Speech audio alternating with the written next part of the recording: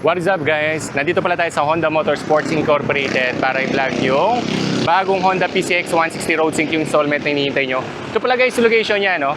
Sa nagtatanong, Sea Oil guys, tapos tabi niya LTO Angeles. Dito papunta Angeles to guys, to galing ng San Fernando. So ito yung pala tandaan nyo. Yan lang, makikita nyo na agad to guys. Ito. Isa lang namang Honda, big bikes dito yan sa Angeles guys. Pasok tayo.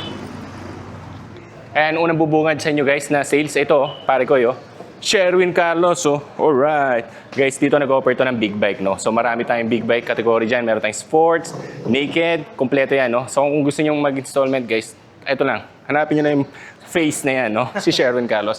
Pati small bike. Meron din sila Rebel dito. At dito, merong XR.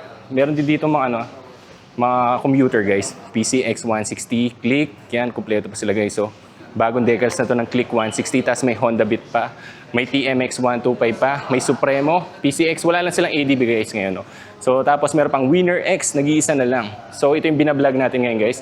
Itong Honda PCX 160 Road Sync. So sa mga gustong manood dito guys, abangan nyo lang yung full video nito. Let's go!